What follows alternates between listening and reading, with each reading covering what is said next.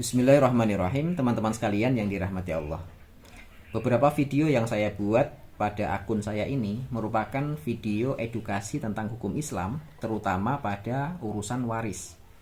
Atau mudahnya bahwa apa yang saya sampaikan ini merupakan edukasi hukum waris Islam. Namun demikian, saya pernah sampaikan bahwa di Indonesia itu ada 3 model setidaknya hukum waris yang kita kenal.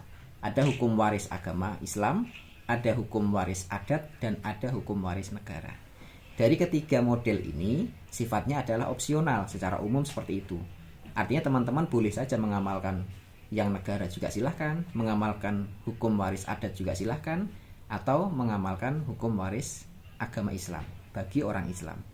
Namun kalau saya pribadi, karena saya seorang muslim dan saya paham tentang hukum waris itu bagian dari kewajiban, maka saya terpanggil untuk ikut mengedukasi hukum waris Islam kepada umat Islam agar kita bersama-sama menjalankan hukum waris ini sebagaimana yang dikehendaki oleh Allah Subhanahu wa taala.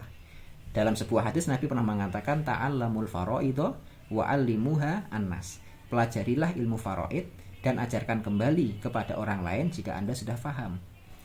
Nah, teman-teman yang dirahmati Allah, karena ini bagian dari video edukasi, maka saya hanya sifatnya mengedukasi, mengajak, mengajarkan agar kita sebagai seorang muslim bisa mengamalkan apa yang diinginkan oleh Allah Subhanahu wa taala. Gitu.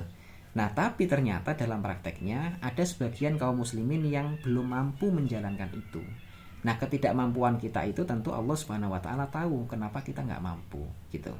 Namun demikian, ketika kita sedang berada pada posisi yang tidak mampu menjalankan hukum waris Islam dalam keluarga kita, maka jaga ucapan kita, jaga kata-kata kita, jangan sampai ada indikasi kita merendahkan hukum yang telah ditentukan oleh Allah Subhanahu wa taala di dalam Al-Qur'an, terutama hukum waris yang berkaitan tentang 2:1 antara anak laki-laki dan anak perempuan.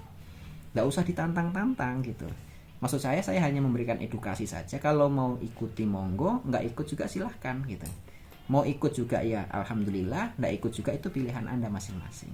Tapi kalau Anda seorang muslim, ketika tidak mampu menjalankan perintah Allah, maka jangan sampai mengumbar ucapan seakan-akan Anda itu lebih baik dan lebih paham tentang keadilan dibandingkan Allah Subhanahu wa taala. Atau mudahnya kalau saya bilang, kalau mau nantang ya tantang saja yang buat aturan. Nah, siapa yang buat aturan? Yang buat aturan adalah Allah Subhanahu wa taala.